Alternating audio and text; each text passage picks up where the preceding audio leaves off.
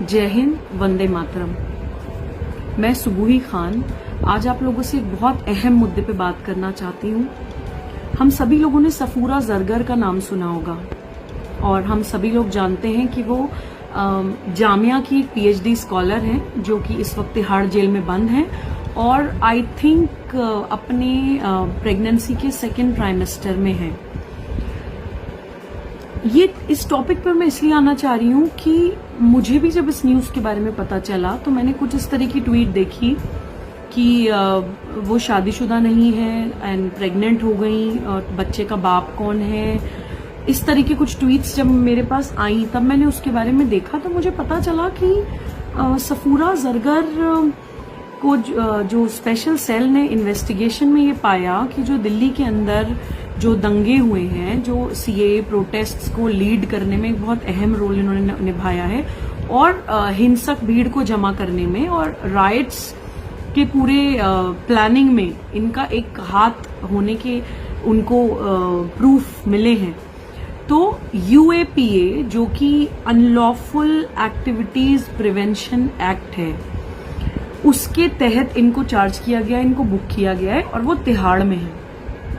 I was surprised कि UAPA जो कि जो भारत की संप्रभुता और भारत की अखंडता के खिलाफ जो अपराध होते हैं उनमें यूएपीए के में उसमें बुक किया जाता है उन दोषियों को। तो मतलब इतने सीरियस चार्जेस जिस अपराधी के खिलाफ लगे हैं हम उसको सिर्फ एक महिला होने के चश्मे से देख रहे हैं। हम कंप्लीटली फोकस्ड हैं इस चीज पर कि उनकी सेक्स लाइफ क्या है, उनका किसके साथ रिलेशनशिप है, बच्चा एक लेजिटिमेट है या इलेजिटिमेट है। आई एम सॉरी, मैं ये लेजिटिमेट और इलेजिटिमेट वर्ड के ही कंप्लीटली खिलाफ हूँ। दो लोगों के बीच में आपस में क्या हुआ या उन्होंने क्या किया, पहली बात तो वो उनका पर्सनल राइट है। दूसरा, किसी बड़े की गलती के लिए या अगर समाज के हिसाब से आप उसको गलती भी कहें तो अगर किसी बड़े की गलत के लिए आप किसी बच्चे जो भगवान का रूप होते हैं उसको आप नाजायज बच्चा इस तरह के अल्फाज बोल रहे हैं। देखिए, ये हमारी भारतीय संस्कृति का पार्ट नहीं है। हमारी भारतीय संस्कृति हमेशा से ही बहुत ओपन माइंडेड रही है। हम लोगों को इतना ज्यादा पाखंडी, इतना ज्यादा हिपोक्रेट बना दिया गया है कि हम लोग चाहे कितना भी बोलें कि नहीं हम बहुत संस्कारी हैं, लेकिन हम लोग हमेशा हमने एक तो औरत को बिल्कुल ऑब्जेक्टिफाई कर दिया है और हम लोग इतना सेक्स मैनियाक हो गए हैं कि जहां पे भी औरत आती है वहां पे हम सारी चीजें भूल के औरत फोकस्ड हो जाते हैं, उसकी बॉडी, उसके बॉडी पार्ट्स, वो किसके साथ क्या कर रही है। हमारी सारी विचारधारा सिर्फ उसके आसपास ही घूमती रहती है। अभी कुछ दिन पहले मैंने एक एग्जाम्पल देखा कि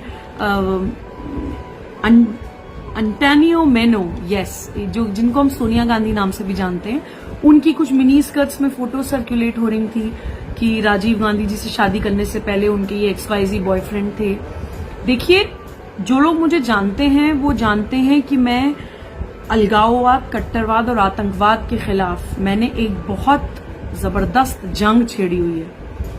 मैं बहुत सख्त खिलाफ हूं सफूरा जरगर जैसी लड़कियों के और शर्जिल इमाम जैसे लड़कों के और उमर खालिद जैसे लड़कों के जो हमारे देश के खिलाफ काम करते हैं और उनको जो अपराध करते हैं उनको अपराधी को अपराधी की नजर से देखना चाहिए, उसको महिला या पुरुष की नजर से नहीं देखना चाहिए। एक तो हमारी लॉज भी जेंडर न्यूट्रल हैं, दूसरा हमारी संस्कृति में भी कभी महिला पुरुष का ये क्लासिफिकेशन, ये कैटेगरी नहीं है। हमारे यहाँ ईश्वर भी, मैं हमेशा बोलती हूँ कि महिला के बिना अधूरा माना गया है, अर्धनारीश्वर कहा गया है। हम लोग कैसे वो महिला सम्मान भूल गए हैं। मैं कांग्रेस की विचारधारा की धुर विरोधी हूं, लेकिन मैं इस चीज के खिलाफ हूं कि आप कांग्रेस की अध्यक्ष सोनिया गांधी को विचारधारा में मारिए। उन्होंने देश के साथ जो गलत किया आप उसमें मेरिट्स पे उनसे बहस करिए। आप एक महिला सोनिया गांधी से लड़ने क्यों खड़े हो जाते हैं? वो कितने छोटे कपड़े पहनती थी, उनकी बॉडी कैसी दिखती थी, वो किसके साथ क्या करती थी, इससे आपका, मेरा या किसी का भी क्या लेना देना है। तो देखिए, मैं इस टॉपिक पे आप लोगों से बात करने के लिए आज इसलिए आई हूं कि जब हम बात करते हैं कि हमें हिंदू राष्ट्र बनाना है, जब हम बात करते हैं कि हमें भारत को वापस उसके आर्यवर्त फॉर्म में लेके जाना है, एक सनातनी फॉर्म में लेके जाना है, तो देखिए, सनातनी कल्चर और आर्यवर्त और जब आप हिंदू संस्कृति की बात करते हैं तो उसमें महिला की स्थिति ये तो कतई नहीं थी, ये बिल्कुल नहीं थी। और सेक्स मैनिएक्स तो हम बिल्कुल नहीं थे। हमारे यहाँ जो so called modern progressive cultures आप जिनको मानते हैं वो वेस्टर्न कल्चर्स हमारे यहाँ हिपोक्रेसी और पाखंड लेकर आए हैं। हम लोगों के यहाँ कभी भी सेक्सुअलिटी को या ह्यूमन बॉडी को या फीमेल बॉडी को कभी भी बहुत ज्यादा ऐसी अजीब सी नजरों से या टैबू की तरह नहीं देखा गया है।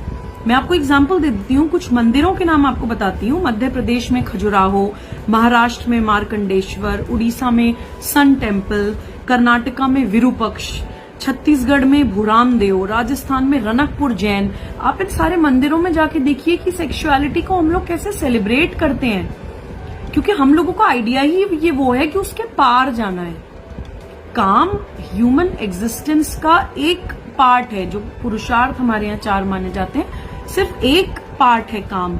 हम लोग क्योंकि हम पाखंडी बन गए हैं तो हम सिर्फ सेक्स फोकस्ड हो गए हैं। हमने औरतों को स्पेशली, सेक्स भी कोई सिर्फ औरत के द्वारा नहीं किया जाता है। हम लोग हमेशा, हमने सेक्स से भी, सिर्फ सेक्सुअलिटी में भी हमने ऑब्जेक्टिफाई सिर्फ एक फीमेल बॉडी को कर दिया है।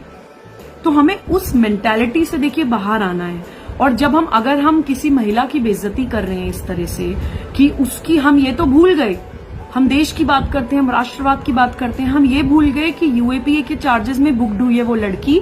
कितनी सीरियस स्थिति है जिसपे हमें सोचना चाहिए कि कौन है जो हमारे देश के पढ़े लिखे युवाओं को देश के खिलाफ भड़का रहा है।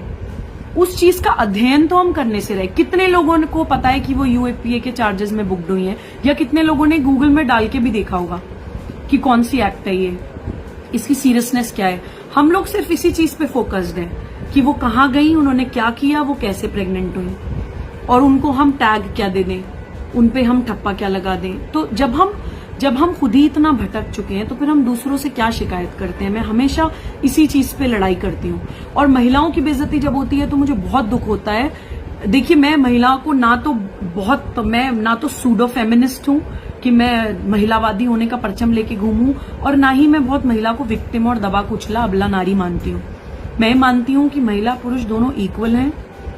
Mail energy and female energy दोनों अहम है, महत्वपूर्ण है इस यूनिवर्स की क्रिएशन में, और दोनों का अपना अलग अलग एक रोल है। तो बस मुझे बुरा इसलिए लगता है कि हम लोग अपना एज अ पर्सन भी नुकसान कर रहे हैं और देश का तो नुकसान कर ही रहे हैं। हमारी संस्कृति में जो सबसे पावरफुल, जो पावर सेंटर माना जाता है, सबसे शक्तिशाली शक्तिपीठ कामाख्या देवी, वहां पे योनि पूजा होती है। और हम लोग क्या कर रहे हैं? हम लोग उस फीमेल बॉडी को जिसको पूजा जाता है, जो बॉडी जो भगवानों को, अवतारों को जन्म देती है, हम उसको ऑब्जेक्टिफाई करते हैं, हम उसका मजाक उड़ाते हैं। और स्पेशली जो लोग मुझे बहन बोलते हैं, और मैं देख रही हूँ मेरा जो ये पेज है, मेरे जितने भी 3-3.5 लाख फॉलोअर्स हैं, मैं उनको एक परिवार की तरह मानती हूँ। वो लोग जब मुझे बहन बोलते हैं या मेरे लिए दुआ मांगते हैं तो मुझे अच्छा लगता है। मैं दिल से मानती हूँ कि हाँ, नहीं, ये मेरे भाई हैं जो हिंदुस्तान के हर कोने में बैठे हैं। उन लोगों से तो मैं खासतौर से ये शिकायत कर रही हूँ कि मुझे नहीं चाहिए ऐसे भाई जो बाहर किसी महिला के शरीर का मजाक उड़ा के आए हैं और घर में आके मुझे बहन बोल रहे हैं। मत बोलिए फिर मुझे भी बहन, क्योंकि मेरे पास भी वही शरीर है, मैं भी माँ बनी हूँ, मेरे पास भी वही बॉडी पार्ट्स हैं जिनको आप ऑब्जेक्टिफाई करते हैं।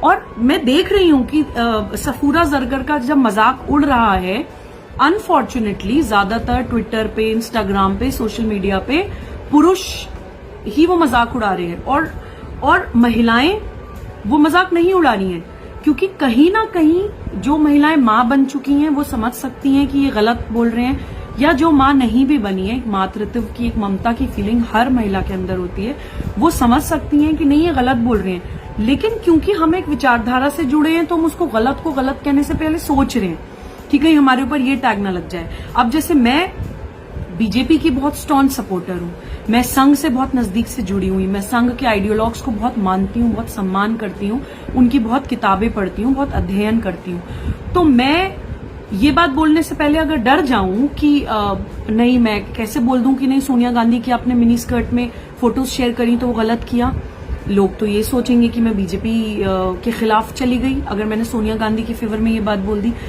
ऐसे नहीं होता, it doesn't work that way.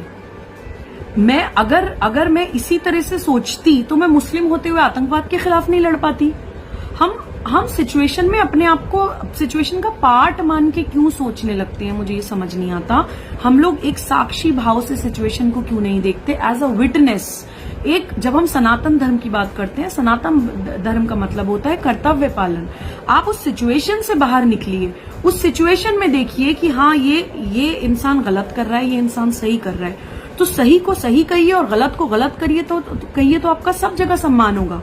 और जो लोग अति उत्साह में अपना राष्ट्रवाद दिखाने के लिए इस तरह की बातें कर रहे हैं, उनको मैं ये भी बता दूं कि अगर आप सही मायने में संघ और बीजेपी के कामों को आसान करना चाहते हैं, या आपकी अपनी भी आइडियोलॉजी है एक भारत को एक राष्ट्र बनाने की, एक साझा संस्कृति बनाने की, एक हिंदू राष्ट्र, एक सनातनी राष्ट्र बनाने की, तो सबसे पहले ये समझिए कि